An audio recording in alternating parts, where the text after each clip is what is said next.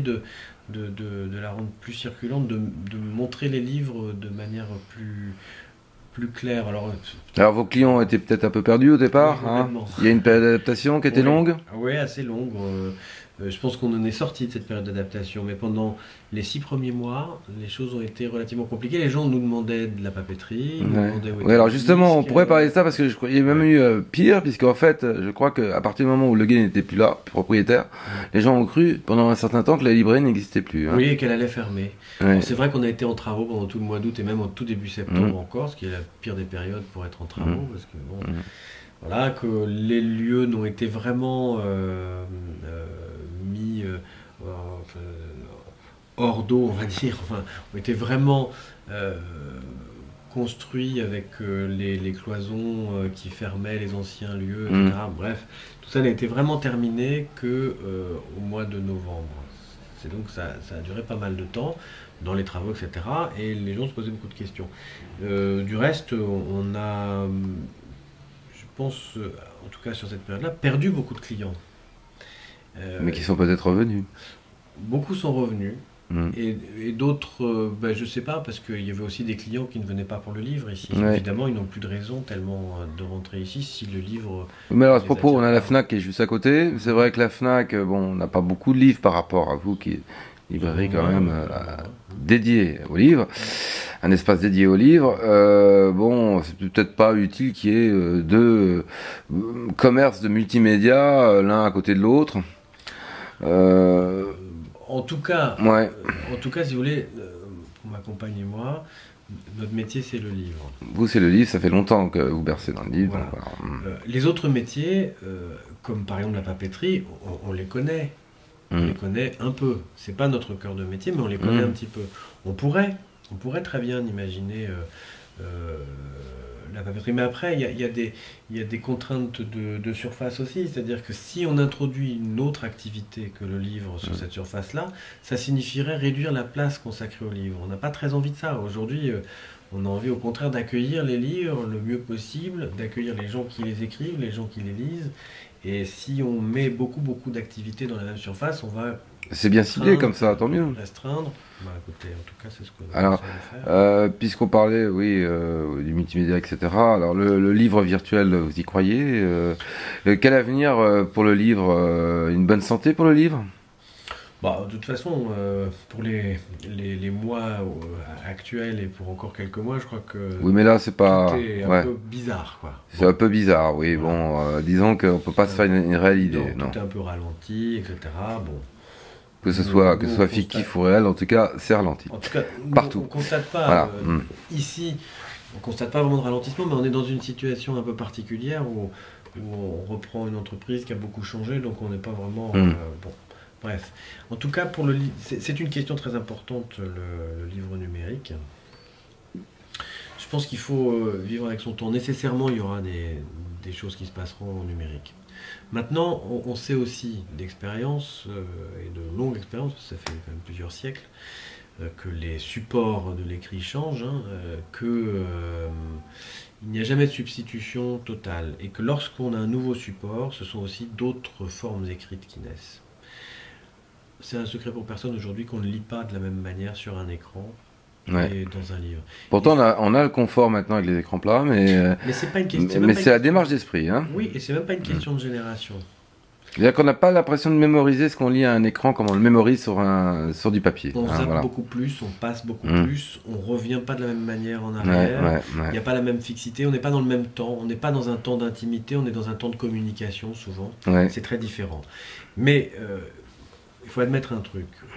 Vous, moi, on se décide, tiens, on va aller un week-end, je sais pas moi, à Berlin.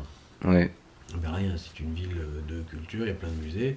Et vous avez pris un guide de Berlin, mais vous allez faire une visite d'un musée, vous le prévoyez pour le lendemain, et vous dites, ah mais ouais, mais j'ai pas vraiment de descriptif de ce musée, je vais y aller au hasard, etc. Si je téléchargeais la visite de ce musée. Bon, pareil. Voilà des applications très intéressantes en matière de tourisme. Les scientifiques, ça fait très longtemps que leurs articles sont numérisés. Ouais. Aussi, il y a tout un pan. Et donc, l'édition, par exemple, de Sciences Humaines souffre un peu. Parce que la publication d'articles se fait plus de la même manière qu'avant. La presse plutôt souffre, oui. La presse aussi souffre aussi. Plutôt la presse. Ouais, l'édition de sciences humaines aussi, on pratique pas mal.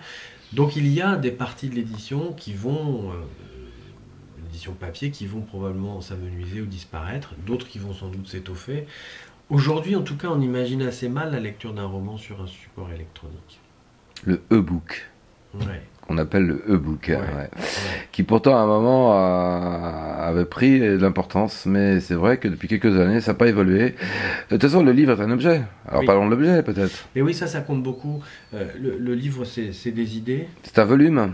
C'est un texte, mais c'est aussi un objet. C'est un objet qui a sa propre sensualité. Moi, je pense que les livres vont continuer à exister pendant encore très très longtemps, parce que nous aussi, nous avons un corps, nous aussi, nous avons une sensualité. Il y a le volume, c'est la 3D, là, de la réelle 3D. C'est très difficile de... Et en plus, c'est très ergonomique, un livre. Donc, vous allez à la plage avec un bouquin, est-ce que vous allez aller à la plage avec un outil électronique qui va pouvoir vous permettre de lire Aujourd'hui, en tout cas, moi je pense plus à l'attachement d'objets, quoi, autour de l'objet. Oui, je pense que c'est important. C'est important. Parce que le livre, il est un objet unique. Par rapport à une lecture à l'écran. Il y a ça qui fait la différence aussi. Oui, j'ai testé tous les readers et autres. C'est pas mal, mais je lis pas avec ça. Sur un écran, on glisse. On n'accroche pas les mots. C'est difficile. C'est difficile. Ils n'ont pas de matérialité. D'une certaine façon. C'est vrai. Hein. Il manque de coffre. Ça marche bien, c'est parfait. Il n'y a rien à dire, mais on glisse. Je pense que ce sera la bonne définition. C'est pas comme la musique. La musique, de toute façon, la musique est immatérielle. À un moment. Mais la lettre ne l'est pas. Une lettre, c'est le corps du mot, quoi.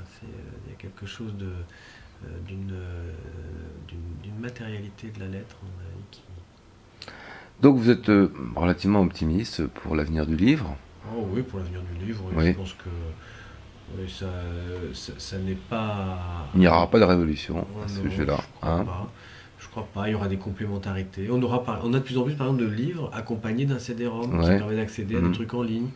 Et on aura de plus en plus de choses comme ça, sûrement. Mais des complémentarités, des croisements. Mais encore une fois, et puis il faut voir aussi, il y a des gens qui commencent à écrire. Il faut aller voir le site de François Bon, par exemple. Ils commencent à écrire spécifiquement pour la publication en ligne. Ils n'écrivent pas la même chose. Ils n'écrivent pas de la même manière. Leurs modes narratifs ne sont pas les mêmes. Ils ne travaillent pas les phrases de la même manière. Et les phrases ne sont même pas très importantes, au fond. Donc c'est très différent. Il y a des choses qui sont en train de naître, qui sont intéressantes, il faut les regarder. Il ne faut surtout pas s'opposer à ce type de révolution. Nous aussi, nous vendrons des textes numériques. Dès qu'on sera équipé, on va s'équiper d'un site internet, etc. Et dès qu'on pourra, on vendra aussi des textes numériques. Mais et on les défendra aussi s'il faut les défendre, bien sûr. Mais on sait d'avance qu'on ne va pas défendre la même chose. Bien, Olivier, on voulait donc vous entendre sur la reprise. Sur vos perspectives, vos objectifs autour de la librairie. Vous vous êtes exprimé aussi sur la vie culturelle que vous vouliez donner sur ce lieu. Donc, bien voilà, on vous réserve une rubrique aussi sur Chartres.tw, donc vous ferez vivre, comme le lieu. Et c'est avec plaisir, et puis de toute façon, on refera des salons comme on l'avait fait avec les auteurs du livre sur Jean-Pierre Gorge, on en refera, plutôt ciblés sur des auteurs euréliens, de préférence, puisque c'est notre rôle. Merci en tout cas.